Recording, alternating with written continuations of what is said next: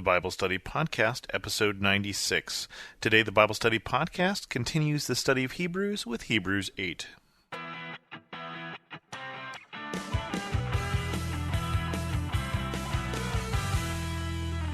Welcome to the Bible Study Podcast. I'm your host, Chris Christensen. We're continuing on with the book of Hebrews and continue on with chapter 8, which goes like this. The point of what we are saying is this. We do have such a high priest who sat down at the right hand of the throne of the majesty in heaven, and who serves in the sanctuary, the true tabernacle set up by the Lord, not by man.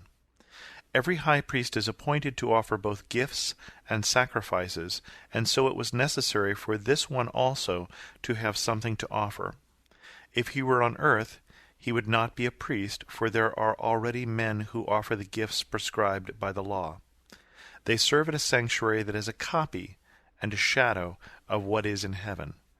This is why Moses was warned when he was about to build the tabernacle, "See to it that you make everything according to the pattern shown you on the mountain." But the ministry Jesus has received is as superior to theirs as the covenant of which he is the mediator is superior to the old one, and it is founded on better promises.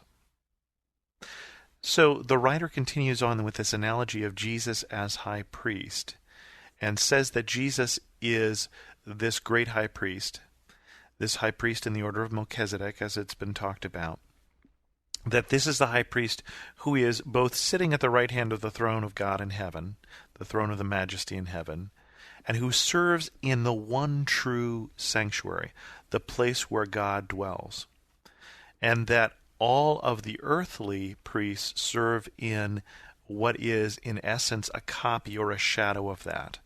Because we don't go into the temple, and of course they can't go into the temple anymore, but this author is writing this before the destruction of the temple in Jerusalem, and we don't go in there and see God face to face as we will someday in heaven, as Jesus is doing right now.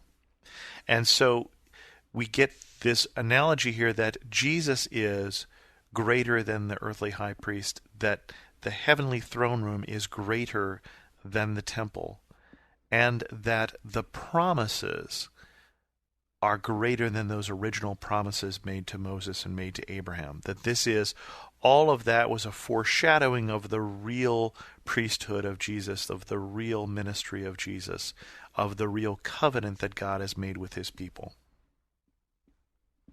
And the writer continues, "For if there had been nothing wrong with the first covenant, no place would have been sought for another. But God found fault with the people and said, 'The time is coming, declares the Lord, when I will make a new covenant with the house of Israel and with the house of Judah.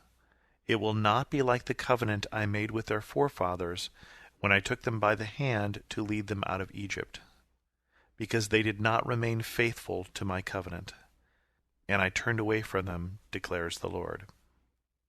So, that which was made in the wilderness, that covenant that was made to Abraham and then made again to the people of Israel at Mount Sinai, God is saying in these verses here from Jeremiah that God is planning on making a new covenant. Now, this would be written by Jeremiah during the time of the exile. So this is after the people of Israel have made a king and they've turned their back on God and they've served other gods, and he brought the people of Babylon to take them away into exile into Babylon. And the people of Israel are already scattered to the four winds because the Assyrians have come and taken them away because they weren't faithful to God. And then in the midst of that exile, the prophet Jeremiah brought this word, that there would be a new covenant, not like the old covenant which they couldn't keep, not like the old covenant which he made to their forefathers as he brought them out of Egypt, not like the old covenant, but something new and something better. So the author is saying that there's something wrong with the first covenant, and so God is redoing it. It's a do-over, because he found fault with the people. The people couldn't keep the first covenant. And then he goes on to say, "This is the covenant I will make with the house of Israel. After that time, declares the Lord, I will put my laws in their minds.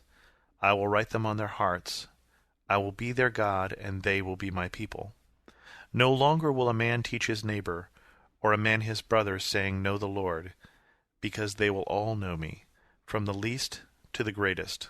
For I will forgive their wickedness, and I will remember their sins no more. By calling this covenant new, he has made the first one obsolete, and what is obsolete and aging will soon disappear. And so the author writes to the people of Israel, to the Hebrew Christians, and says that this is something different, this new covenant, that their hearts will be changed and they'll know the Lord from the least to the greatest. This is what the prophet Jeremiah says. And so the author is saying this will replace that which is the old covenant. Now that chapter was short enough, I think we're actually going to continue on into Hebrews 9. The author continues, Now the first covenant had regulations for worship, and also an earthly sanctuary. A tabernacle was set up. In its first room were the lampstand, the table, and the consecrated bread. This was called the holy place. Behind the second curtain was a room called the most holy place, which had the golden altar of incense and the gold-covered ark of the covenant. This ark contained the gold jar of manna, Aaron's staff that had budded, and the stone tablets of the covenant. Above the ark were the cherubim of the glory, overshadowing the atonement cover. But we cannot discuss these things in detail now. And so the author describes that when Moses was on Mount Sinai in the Exodus, he was given instructions for how to create a tabernacle, a moving sanctuary that God would dwell in among his people. And he was given very specific things in terms of how to build the Ark of the Covenant, in terms of what to put into it, both the stone tablets, also Aaron's staff that was used as a symbol that he was sent by God, some of the manna that they were given when they were in the wilderness, they were told to keep in a jar within that Ark of the Covenant. And all of this was in the most holy place. And above the ark, the cherubim of glory, these metal angels that are on the top of the Ark of the Covenant.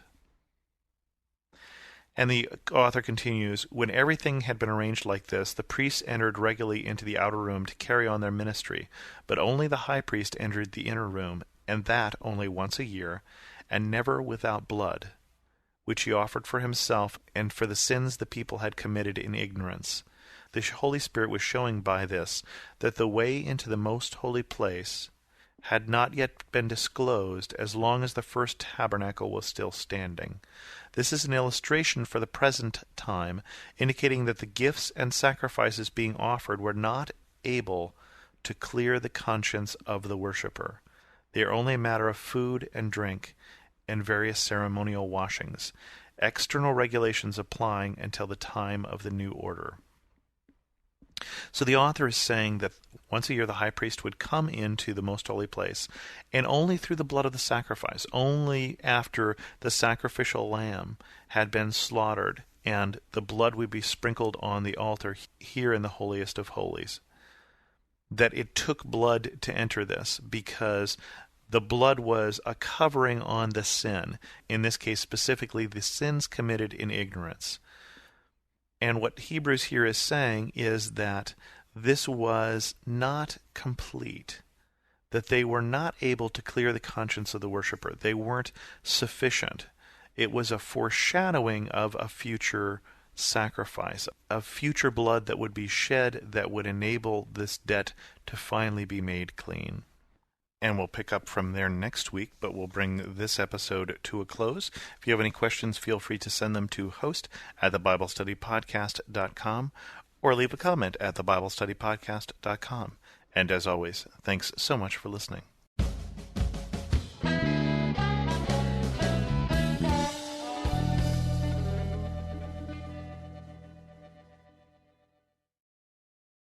For some of us, personal finances aren't just personal. They include loved ones, neighbors, the communities we call home, and the causes we hold in our hearts. At Thrivent, planning your finances is bigger than just money. We help you put your plans into motion and faith into action so you can do more for the ones in your heart. Because sometimes all you need to make a difference is someone to help you make it happen. Thrivent, where money means more. Connect with us at Thrivent.com.